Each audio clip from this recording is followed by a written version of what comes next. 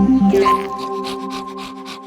right, so first of all, I just wanted to ask a quick question. Who has been to Australia or can deal with Australian accents? Like 3, 4, 5 people. Okay, great. So I apologize, I didn't send my slides through to be translated, so everything's going to be in English, and you'll have to deal with me mumbling through this beard and being Australian. So hopefully we'll do something with the YouTube video, maybe some subtitles or something like that.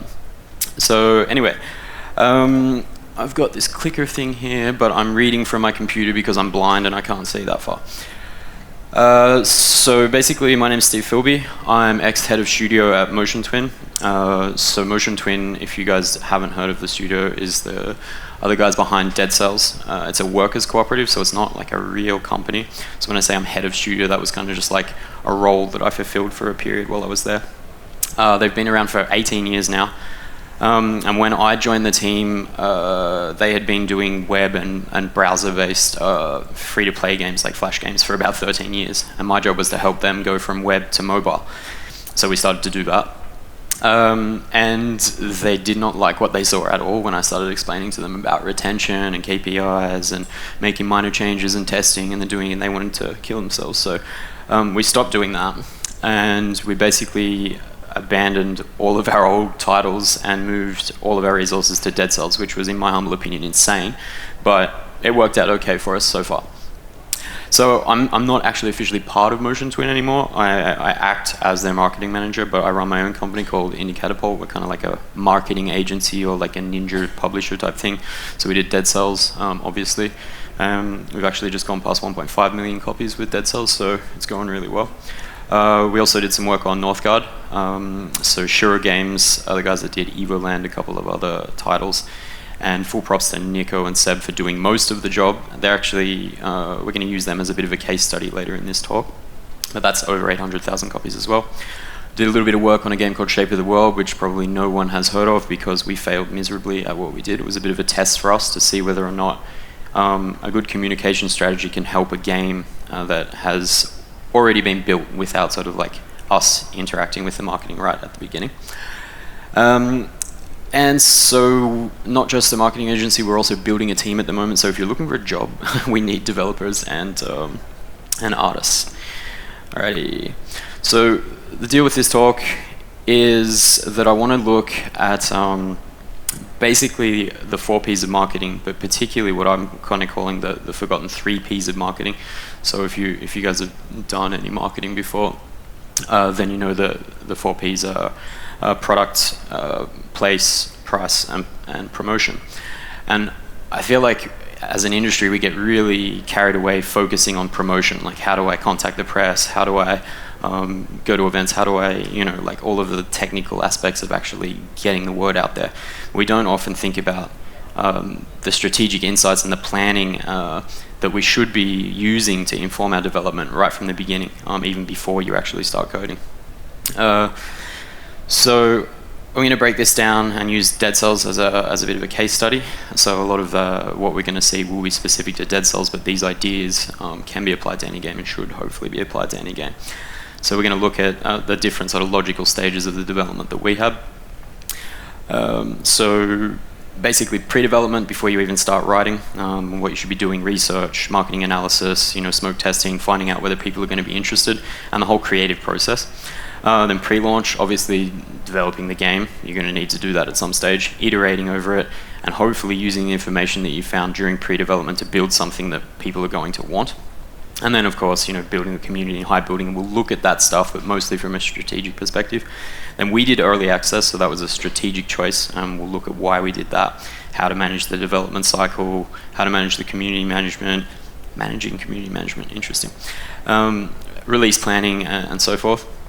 And then looking at how you go from an early access launch to a 1.0 launch and trying to buck the trend and get 2 launches, because industry wisdom is, well, you only get 1. Finally, we'll have a quick look at what we're up to nowadays. So while we're doing it, we've got to try and keep in mind that this talk is not a how-to. This is not about how to contact the press. This is not about how to prepare your booth for PAX or anything like that. This is going to be about thinking about the strategic objectives at each stage of the development process, and then a little bit of a look at sort of the two-layered approach that we have to do with marketing, so marketing to gatekeepers and marketing to the consumer. So we'll show you a little bit of data, some sales figures, some of the good stuff, but it's going to be pretty dense, and I found out that I have less time than I was supposed to have, so I'm going to have to cut some stuff out. Alrighty. So pre-development, what should you be doing before you start coding? So basically, it's sort of my hypothesis that professional development studios, that's to say people who are on their second, third, fourth game, who feed families, who have multiple employees, they sort of do this, whether or not they've got someone who's responsible for doing it, like myself, or whether they just do it because of their experience. I like to use Shiro Games as an example. Whenever I talk to Nico and Seb about marketing, they kind of look at me like, yeah, you're crazy, you don't know what you're talking about. And yet they do my job themselves all the time when they're positioning their games. So to start with, before you're even coding, you've got to be thinking about, okay, well, what do I need to do to make a successful game? Obviously building a good game, but there's more to building a good game, I think, than just saying, oh, okay, I like this, my mum likes this, then it must be awesome. You can actually do market research to find out whether or not you're building a good game and find out what people want. And then you should be doing that all throughout your development process. So we'll look at that. Then, of course, the visibility problem. So visibility, obviously, charting is the main one. How do you get to the front page of Steam? How do you get to the front page of iOS or whatever it is that your chosen platform is? And so that sort of brings us to the situation where quite often people will come and pitch their game to me and say, hey, you could help us out with the marketing. Maybe you can do some press, or you can just get this magic sauce that we call marketing and put it on my game and we'll win, right? And it's kind of difficult because I find myself often wanting to say, well, if I were in your situation, I potentially wouldn't be building that game. If you're pitching to me right now a couch co-op game and you're asking me how I'm going to help you sell that, I don't really know. So pre-development marketing is really about actually knowing where you're trying to put your game, focusing on the industry. So you're going to have to look and do a marketing analysis and find out what's working. And then you're thinking to yourself, okay, well, how am I going to build my game so that it'll fit in there? How am I going to bring my game to market? And so this is the whole idea of strategic thinking. Instead of just building the game and then saying, oh, okay, now I have to get it out. Thinking about that right before you even you write your first line of code. Thinking about the fact that as well, unless you're building a really small game, your game's probably going to take a while to come out. What's the market going to look like in a couple of years? If you're building a battle royale game right now, is that a good idea? Probably not, but we won't go there. Then as well, thinking about, okay, we, for example, with Dead Cells built a roguelite Metroidvania game, which is a really, really, really competitive niche. In my opinion, it was a stupid idea. We could have probably built something where it was a little bit less competitive. Take, for example, Northgard. When the guys built that, they just so happened to be building a strategy game that fit in a time when we don't have a terrible lot of good new strategy games. When you actually start looking around for a game in a particular niche, you can find that there are market gaps. Like Hyper Light Drifter, for example. I love Hyper Light Drifter. I want another sort of Zelda-like. I want a Hyper Light Drifter. If any of you have got any names of a game like that exists today, please tell me, because I can't find them. So when you're doing this research, you might realize, hey, actually, there's an opportunity here. So how do we actually do that? Alright, so marketing analysis is really just gathering information. So when we started out on Dead Cells, the guys told me, actually I came back from holidays and they said, oh, by the way, we're building a roguelite now. It was already a tower defense sort of Metroidvania game, and now it was a tower defense roguelite Metroidvania, and I was like, you're kidding me. Why? And I showed them this and I said, okay, well guys, if you're going to build this game, these are the games you have to build, you have to beat. And you can see there's some good ones up there, and this is not a particularly well-organized list, but the top games in both of these genres are some heavy hitters. So you're going to want to do a competition analysis and some sales estimations, and you can do all of this kind of stuff with just everyday access to the internet. Steam Spy is a really good tool, in spite of the fact that obviously it's less effective than it once was. SteamDB, no scope for Twitch, which was really great. I think I just accidentally clicked something.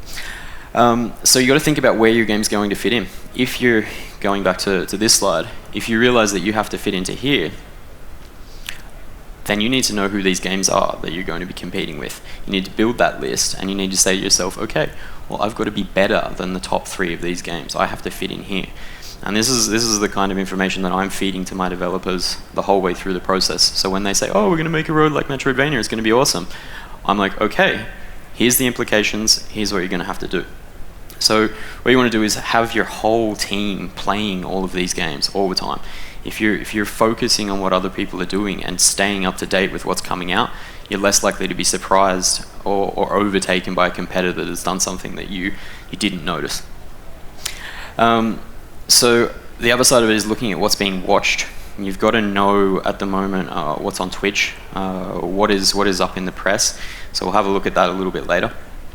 And then what happens if you're doing your marketing analysis and you realize, oh, well, there is no game like mine. There probably isn't an exact direct competitor to yours. Like, for example, the Roguevania niche, the one we created with Dead Cells, is kind of empty. There's probably only a game called a robot called Fight, or maybe Rogue Legacy to directly compare to that game. But we can then go for the top Metroidvanias or the top roguelites themselves. So the idea is to try and find, the games industry is built on tropes, is to try and find things that are similar and try and just have some figures, because otherwise you're just shooting in the dark and it's more dangerous. So then you need to obviously extrapolate some sales expectations. So that's where Steam Spy is obviously awesome. Or just talking to developers. Like, one of the things we did before we launched is send emails to everyone and offer beer and say, hey, you give us your sales figures and we'll give you beer. And that usually works pretty well. And that way you can have an idea of, okay, now I know that probably if it's a disaster, I'll sell this many copies. And so our break-even point on Dead Cells was to sell 20,000 copies. And that's all I had to hit. That was my job, get us past 20,000 copies. So I was not confident. I was like, I don't know if we're even going to make it to that. But that was the goal. And we fit all of our budgeting around that. So how do you then say, okay, well, I want to make this really awesome game. It's going to be an MMORPG. It's going to have all of these servers. It's going to be huge. It's going to be awesome. And then you realize that actually the games like that have come out recently have only been doing an average of 50,000 copies, and that your budget is never going to be covered. That's the kind of information that we're talking about when we're talking about strategic thinking. So the next step is qualitative analysis. So you're going to want to obviously find out what the expectations are for your game. You need to know who the people are that are going to play it and what they want. So again, just briefly, Steam, Spy, all of that. Go read reviews. Think about where your game fits in. Bring down this one. So this is what I was saying earlier on. I think there is an objectively good game. I think that if you're bearing in mind that you've got the top 10, for example, for us, of roguelites and Metroidvanias, and you take all of the things that people hated about those games and you fix them, your game should potentially be better than those. And if you're using all of the information that you can find, which is just freely available on the internet, then that's going to inform your development, generally help you make something better. So I've been surprised by some games that have come out recently in similar genres to ours, where they seem to have not taken into account changes in market trends. The games that have come out with control systems that feel archaic or feel like they're not up to scratch for today. This kind of problem that you have to avoid by focusing on your competition and saying, okay, what did they do right, what did they do wrong? Then, of course, when you're looking at the qualitative things, there's also marketing challenges or communication challenges that come up. For example, how are you going to communicate through the development process? What are people expecting nowadays? We can see that today, the trend is to move towards a game as a service. So early access is becoming more and more acceptable after being a dumpster fire for quite a while. And that's because players nowadays expect developers to be in communication with them. So when we looked at our niche and we saw, okay, well, we want to build a roguelite. Most of the good roguelites have come out through early access, and most of them have had heavy community interaction. How are we going to take that into consideration when we're choosing our development strategy? So we'll have a look at that a little bit later. And so you need to think about essentially what are the production constraints that you've got that are going to change the way that you approach the market. So for example, like I said, when we looked at it, it made sense for us to do early access. So I say that we had to do early access because of those constraints. In good roguelike games, you need replayability. So you need to make sure that you've got a good core loop, and it's, you know, you can try and do that yourself in the dark and say, hey, here's this, it's awesome. Or you can work with a community who are going to give you feedback and help you build that loop. You obviously need to balance the game really well. Dead Cells has got over 150 items, 50 different monsters, 5 new game plus settings. I've seen Seb behind his computer looking at a spreadsheet going, oh my god, what is this? Trying to fix it all by himself. And then I've seen the difference that we had once we said, okay, well, how about we get a community and we bring them in and get them to help us build the game. So the idea is that you think about the constraints, what your game needs in order to be good, based on your marketing analysis, and then you try and adapt your production to that. So we need late game content, we needed to have modular design so that we could add more things on. These are the expectations of the market when we actually had a look. So then there's marketing constraints, which are actually going to change the production as well. So for example, for us, we were completely unknown outside of France. We've been around for, it was about 15 years at the time that we launched on early access, and so in France people were like, oh yeah, Motion Twin, we know who they are. We'd never done a PC game, and so essentially we're starting from square one like everyone else. So building a community would be a good idea, building up wish lists so that when we actually launch, we can game into that charting system and be on the front page in the top sellers. We need to do that early. So all of a sudden I'm sitting here, I'm going, okay, we've got a game where we need a whole bunch of balancing, we need to build replayability, we need a whole bunch of player feedback, and we need to build a community. It kind of makes sense for us to do early access. Then of course you add on the fact that we just abandoned all of our previously existing revenue streams. Get money while you're making your game, get feedback to make your game better. It's, for us it was a bit of a no-brainer. So early access, not as easy, I think, as just as saying that. We've been through it, so I'm like, oh yeah, that's great. But when we first started, my team were not keen. I thought they were going to beat me, actually, when I told them. I was like, yeah, we're going to do early access. And they were like, are you kidding? Look at this, look at this, look at this, look at these guys. They suck, this failed, this was terrible. So I think a lot of the times, like from a strategic perspective for us, when we were talking about early access, we were focusing on what could go wrong. And so that's again a question of marketing. If you know what can go wrong, then you can also find out how to do it right. I think most of the risks of early access are actually communication problems, simply teams underestimating how long it was going to take them to build things, and not planning for worst case scenarios.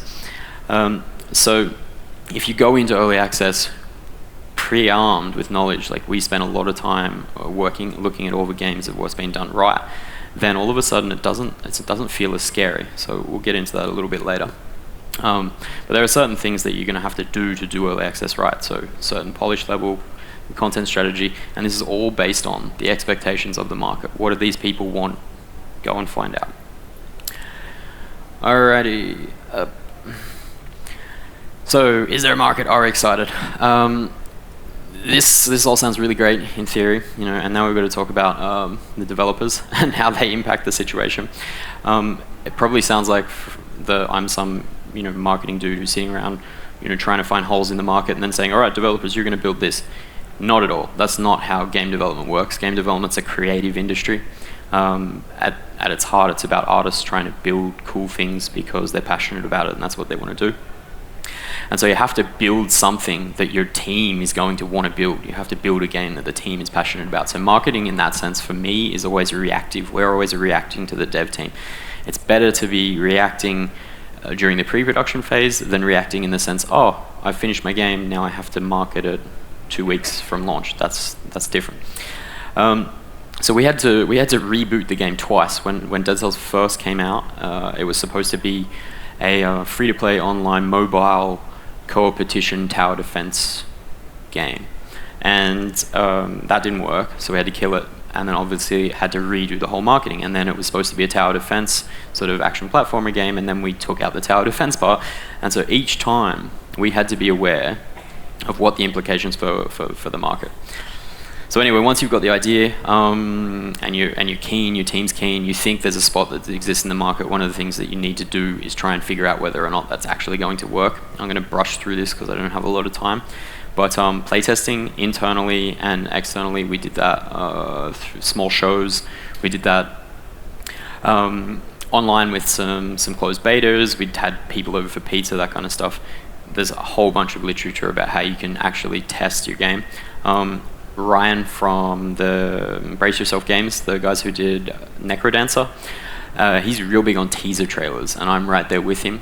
If you can, show as much vaporware of your game as early as possible. If you get a teaser trailer out there and you get a really, really good feedback from the press, then chances are there could be interest for that game, and it might be worth considering and taking it to the next step of actually trying a closed alpha. It's all about failing faster, really, trying to figure out whether or not the game is any good. And that's exactly what we did with Dead Cells. It wasn't until about 3 months before launch, 4 months before launch, we were in EGX in Birmingham. And these guys kept bringing their friends back, and then eventually bringing beer to bribe us to kick people off so that they could play the game. And that's when we sort of started to have the feeling like we might be on the right track. Okay, next step is bringing the beast to market. So just going to briefly look at the communication strategy and the setup and how we do this. For our game, we realized that it's actually quite fun to watch. It's very flashy, it's colorful, people enjoy the high stakes sort of risk-reward thing of the roguelite. You can run, get killed very easily, lose everything. So we thought, okay, how are we going to play to these strengths? So we started this on this graph you can see here. It doesn't show all of the information because it's not sensitive enough, but April, that's about a month before we launched, we actually started having some serious amounts of people playing the game, but we were actually distributing keys to small streamers months beforehand, and we were doing that as part of our playtesting strategy so that we could actually log on, watch them play, ask them questions, find out what we needed to change in order to make the game more watchable, more interesting. So, you know, then it's the whole community building thing. There's 1,000 articles about this, you know, starting early but not too early. We used Greenlight. I'm really sad actually that that's gone. So then obviously Facebook, Twitter, all of that kind of stuff. We don't need to go back over that again. What you do need to do is look at it strategically and build a plan based around beats. You need to be thinking, okay, I know that launching at the same time as E3 is a bad idea, or I know that launching at the same time as Red Dead is a bad idea, but I'm 6 months away from launch, which is going to put me launching right at the same time as Red Dead. How do I get money so that I can wait until early next year and not have to do that? Your whole communication strategy needs to be built around the realities of the market. You need to be looking at what's out there and saying, okay, what's coming? And how are we going to time everything around that? So for us, one of our big beats was PAX East, and we tried to build our strategy around that. We'll get there in a little bit. So these are our Twitch figures. Now you can see that tiny little bump just before the spike were the figures that we were looking at back here. So obviously they pale into insignificance. And the reason is that we'd been distributing keys for maybe 2 months beforehand, and so the bigger streamers had already seen some of their smaller friends playing, and then even bigger guys had seen these guys playing, and so by the time that we actually got to launch on the 10th here, which as you can see we were already at 2,300,000 and something minutes watched, heaps of people were sending us requests for keys. They were like, what's this? This is awesome. We've seen all these people playing it. How do we get in on it? And so we were in a unique situation where our peak actually came just after launch when Lyric and some of the top guys jumped on the game, and we did that by strategically thinking about how we can time everything so that we're releasing in May, we're not competing with any big events, and we're not competing with any big launches. Basically just building a communication strategy around what is happening in the market. Alrighty, so I think that we need to talk more in the development industry about how communication is now constraining development. So for example, I I think making unstreamable games today is kind of crazy. That's obviously a subjective and personal opinion.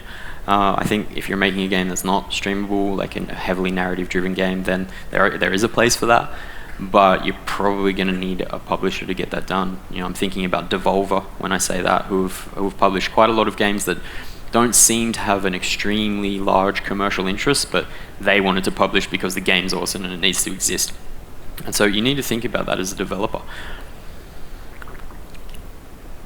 Excuse me. How am I going to accept the changes in consumption habits of my players and the way that they get their information about games, and how am I going to incorporate that not only into my communication strategy, but into how I build my game? So I take Slay the Spire as a great example. They crushed it on Twitch. Like, it's a card game. So, like, from my perspective, that's not a super exciting thing to watch, but 1.8 billion people, I think, disagree with me. The number of minutes that they have watched is like this, and ours is like this, and we did really well. And when I sat down and spoke to them, they were like, yeah, we were watching people play our game in closed alphas early on and listening to what they were saying about, crap, I wish I could see this information. I wish this was out and available for my chat to see. And so they changed their game and built it around that. And when Slay the Spire sort of seemingly came out of nowhere, it was because they had very carefully thought about how to play the Twitch game. So I think we need to talk more about how can we incorporate these kind of things into our game. So one of the things that we did was build a Twitch integration. We'll talk a little bit about that later. Obviously, there's competitive elements. Again, you have to build something that's suitable to your game, but you need to think about what you're doing if you're building a game that's not geared towards being shared in the way that people are sharing stuff nowadays. Obviously, all of this is custom, has to be done for your specific game. There is a little bit of information that you kind of need to know, and that's the 30 to 50,000 wish list cap for Steam. I have heard from Valve employees that if you don't have that many wish lists at launch day, then you just won't get the featuring that you need to win in the charts. And so what those figures did for us here is meant that when we launched, well, you can see on the 10th, we were already well and truly up on our way to the top. We immediately went to the featuring page of Steam, and so we did something between like 75 and 150,000 copies in the first week. Can't tell you exact numbers, but Steam Spy, it's great. So a little touch on the two-layered communication plan. Events, this is a crappy photo of our crappy booth at PAX East. I mentioned earlier on that we built part of our strategy around PAX East.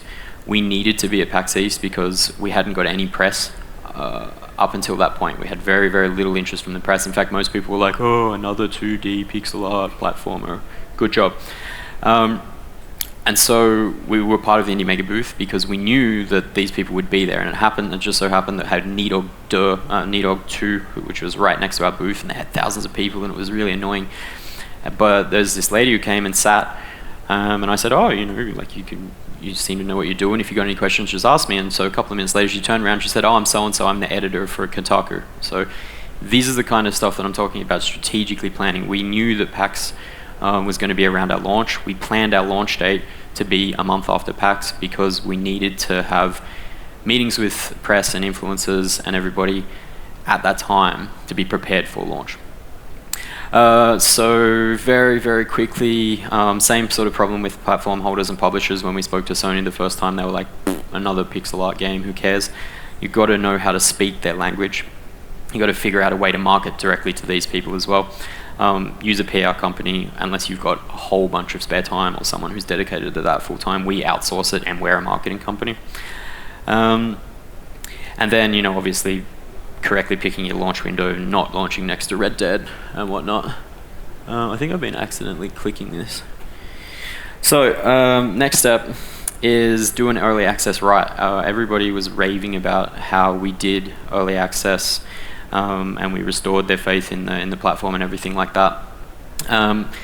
It's a formula, like I kind of regret this slide now, but it's not that hard to do. So this has been done over and over again. So just follow the people who are doing it right. Look at what Darkest Dungeon did. Look at what Subnautica did. Stardew Valley, Nuclear Throne. Look at what we did right. But then from a strategic perspective, you need to know how long things are going to take so that you can plan realistic communication around that. You need to know how long it takes you to build a level on your game. So that, for example, when you're planning your content strategy for the first 3 months after release onto early access, you know what's going to happen in the first week, month, and quarter. So for us, we knew that our first week would be bug fixing and like working with the community to say, hey, we're here and all that. Month 1, we released 2 updates, and we had prepared all of that prior. We deliberately kept back content because we wanted to have, well, we hadn't finished it completely, but we wanted to make sure that we were very quickly going to be able to follow up so that people would say stuff like this. People loved it because we were there, we were responding, and we were providing content. So then that's a sort of like a rinse and repeat. Once you've got that down, you know strategically what you're capable of producing and you're doing it, just keep doing that. This is a terrible photo of my planning board. Just quickly, you won't be able to keep up your rhythm in early access. For us, with our game, we knew that we needed all of this feedback, but at some stage you have to implement that feedback into the game, and that's going to slow down your development. So you just have to be planning for that right from the beginning. Okay, we know that at the beginning we're going to be able to put out an update every month. As soon as we're adding 50% of community provided content and we're telling them, hey, look at all this stuff that you guys suggested that we built, that slows us down. They're already conditioned and expecting an update every month, so we've got to be upfront and clear. So this is why it's important to think about this all well in advance so that you don't find yourself saying, oh yeah, well in our roadmap we said we'd have an update every single month for the next 12 months. You can't keep that promise.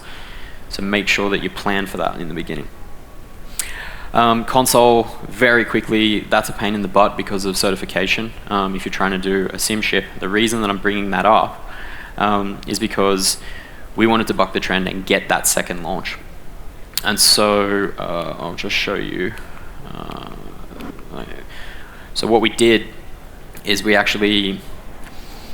said, okay, we think we can get a second launch. We did 150,000 our first week, and at the time that we'd launched, I think we were up to about 800,000 copies or something like that. I said, okay, what can we do to overcome any kind of entropy? How are we going to overcome any problems that we'll have come across in early access? And one of the things that we identified was obviously regular content updates, but then at some stage, press stopped following your regular content updates. So we put in relationships with strategic partners. We released with GOG, we worked with Razer, all kinds of people who would then boost us on social media or give us something extra to talk about so that the press would keep the interest up. Once we had that interest up, we needed to think, okay, how can we generate the most noise? So there's the sim ship option. We release on PC 1.0, Nintendo Switch, PlayStation, and Xbox, all at the same time so that we get the interest from the press. Maybe that still might be enough. How do we get the influencers to play again? Some of them have played it for hundreds of hours. We built a Twitch integration. We looked at the problem and said, okay, we know that there's a risk that people aren't going to be interested in this. How do we dangle something in front of their face and say, come on, come play? And so our carrot was this streamer integration that we built. And I'll show you just quickly how that went. So this was our streaming numbers up until launch. So you can see the peak at the beginning. That was our little, sorry, I think I went too far. This is our peak at launch. We did well. So we'd done about 180 million minutes watched up until launch. And then this was launch. So we did, in a month from launch, almost as many views as we had done in pretty much in 15 months. So they seem to have liked that integration. And that was all about us sort of looking at the situation, wrong one, and saying, okay, well, how can we overcome this problem? Next thing was press. How do you get the press interested in them? As I mentioned earlier, you've got to be building around beats. You need to be thinking, okay, when are we going to launch this game? We chose early August, not because we wanted to. We would have liked to have done 1 year in early access exactly and launched the game on the 10th of May 2018. Life happened and we didn't get to do that. We had to do early August because if we waited any longer, the console guys told us they're like, it's AAA territory from here on in. You're not going to get anything. Then you got Red Dead, then you got Smash. The rest of this year is dead. So what we did is we said, okay, end of July, August, that's going to be tough. Death's Gambit's coming out, Chasm's coming out, Guacamelee 2's coming out, Overcooked 2's coming out. There's like 1,000 good indies who are all rushing in this period to come out. What can we offer the press that'll make them pay attention to us? And so we built, I think it's this way, no. We built an animated trailer, which I'll just sort of let play in the background here. But this is loud. This is the kind of carrot that we use to get the press interested, even though they've already covered our game for a whole year. We spent 50,000 on it, which is freaking retarded. When we did our first trailer, it cost us about 2,000 euros, I think. So we did it ourselves, and it took 3 days, and that was really easy. We worked with the production company that did The Last Man for this, so they're quite known. They've got an interesting graphic style, and we came up with something that we hope was kind of funny and cool.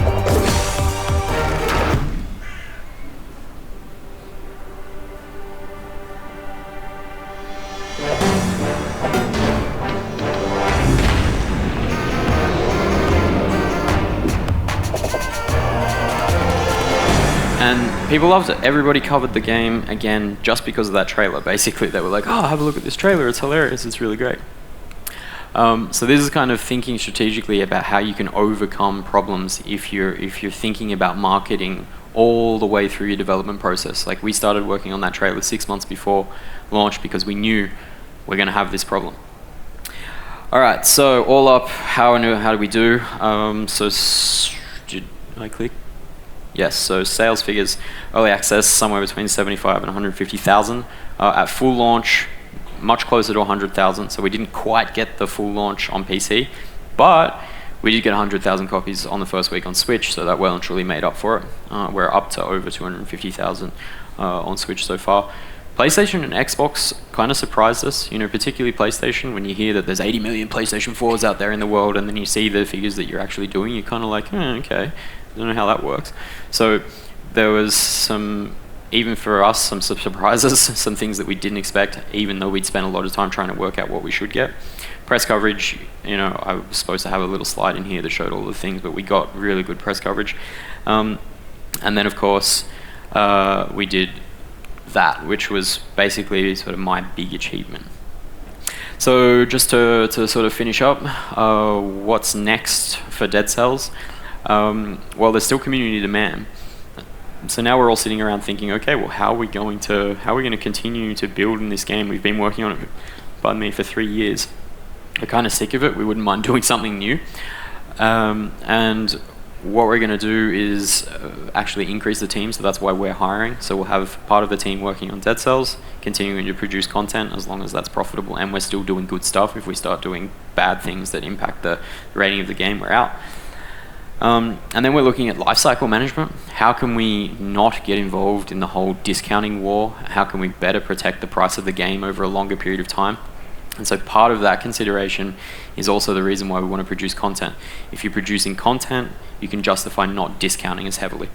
Then obviously we've got the Chinese version that's going to come out. We'll do mobile at some stage. We're always trying to find new ways to release the game, and to think about how we can prepare for the future by looking after that long tail. So that's a brief look about to the strategic considerations that went into planning for Dead Cells and all of the things that we've been working on over the last few years, as well as a little bit about what we're doing for the future. So yeah, any questions?